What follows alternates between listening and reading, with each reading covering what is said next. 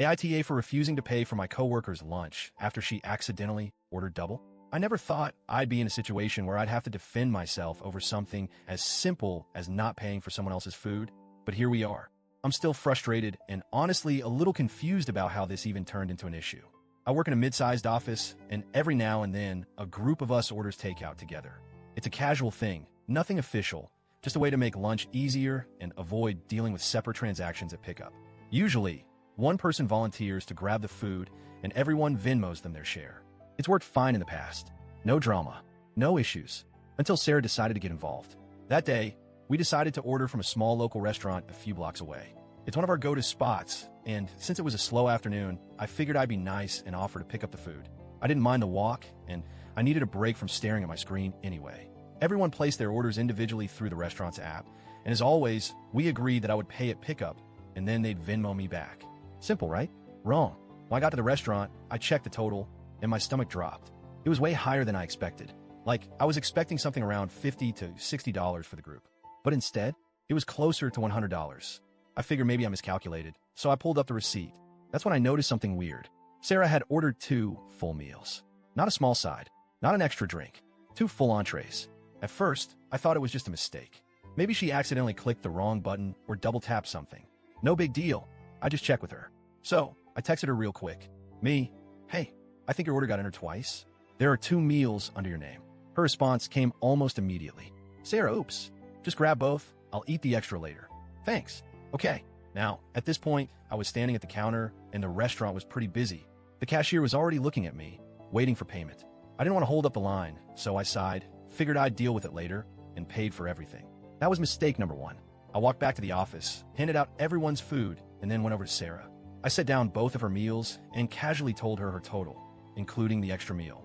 She laughed, like full-on laughed, and said, "Oh, I thought you were covering it since you picked it up." Excuse me? What now? I thought she was joking, so I just kind of stared at her for a second. But nope, she wasn't laughing in a "haha, I'm messing with you" way. It was more of a "haha, isn't this funny that you're paying for my food" way.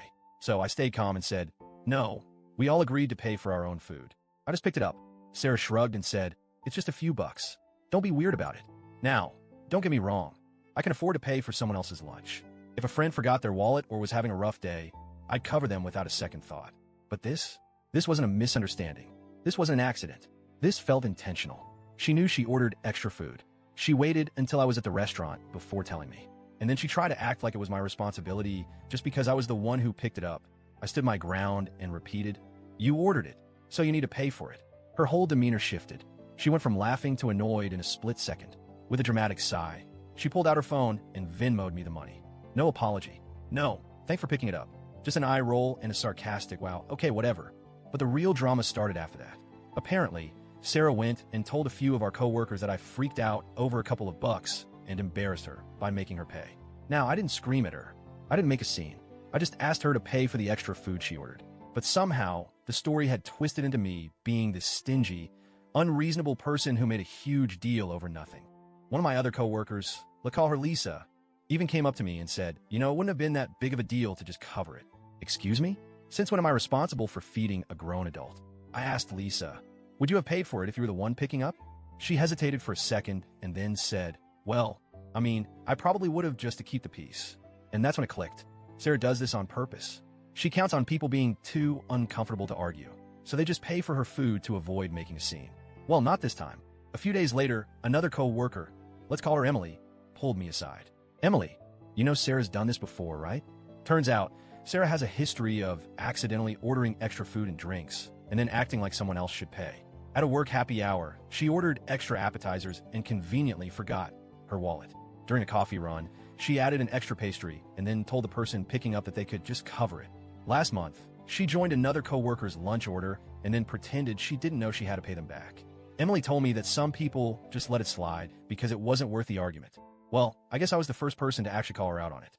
Now, Sarah isn't outright hostile to me, but she's definitely cold. She doesn't talk to me unless absolutely necessary, and she stopped joining our lunch orders altogether, which honestly, I consider a win. As for the other coworkers, the ones who initially took her side, well, once they heard from Emily about Sarah's little pattern of behavior, they started changing their tune. A few of them even told me privately that they respected me for standing up to her. So now, I'm just sitting here wondering, Why did this ever turn into a thing? How did me refusing to pay for someone else's food turn into me being the bad guy? I still don't think I did anything wrong. But what do you guys think? AITA?